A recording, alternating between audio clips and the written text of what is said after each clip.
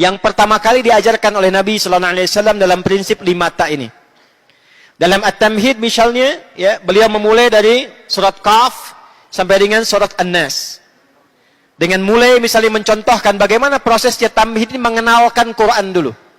Jadi metodologinya bagaimana kita bisa mempraktekkan tanpa kenal. Misal Al-Fatihah misalnya. Kita baca tiap hari minimal 17 kali. Siapa yang baca 16 kali? Kalau 16 kali berarti sholat subuhnya kurang 1 gitu ya.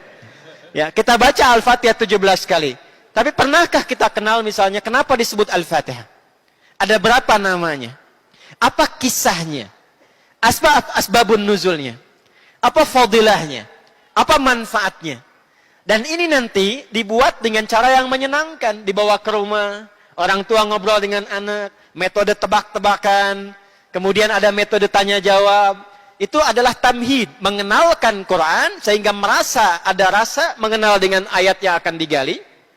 Tahu tentang semua yang terkait dengan surah sehingga ketika akan dibaca di step yang selanjutnya sudah kenal dan kita merasakan penasaran untuk menggalinya lebih jauh.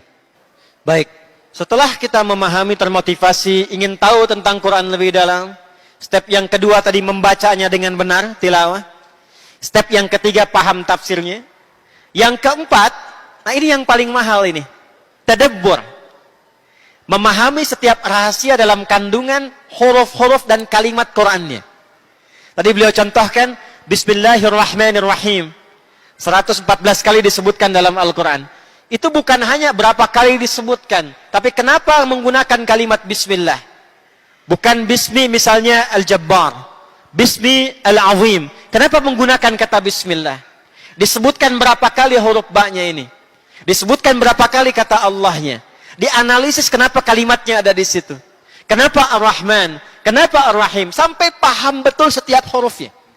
Kalau mau digali lebih dalam dari 14 kali penyebutan huruf ba, fungsinya dalam bahasa Arab, apa fungsi dari 14 ini huruf ba ini? Semua digali sampai kita paham intinya, tahu rahasianya, benar bacanya, tahu tafsirnya, dan paham tadabbur ayatnya. Masya Allah, ini mahal sekali nih.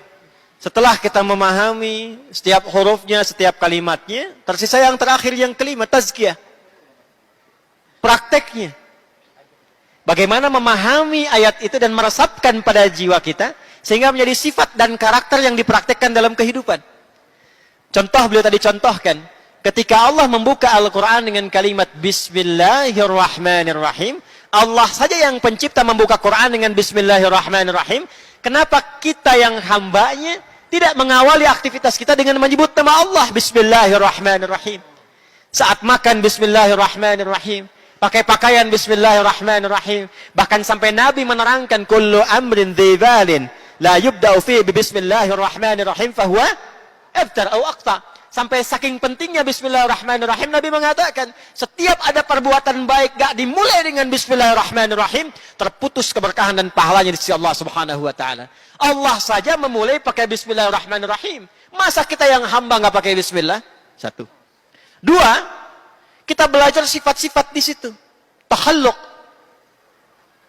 Allah menyifati dirinya dengan Rahmanir Rahim, yang penuh dengan kasih sayang. Setelah paham kata Rahman, kata Rahim, kedalaman sifat kasih dan sayang, kita bawa itu sebagai bagian dalam karakter hidup kita, dipraktekkan dalam hidup kita. Kalau jadi suami, suami yang berkasih sayang.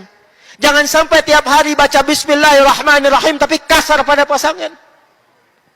Pada anak begitu kasar. Pimpinan kebawahan begitu kasar, padahal sholatnya baru baca Bismillahirrahmanirrahim. Anda pedagang, pada pelanggan kasar. Padahal barusan keluar dari pusdai baca Bismillahirrahmanirrahim. Anda keluar dari ta'lim di pusdai, kok bisa saling bersaut-sautan dengan teman?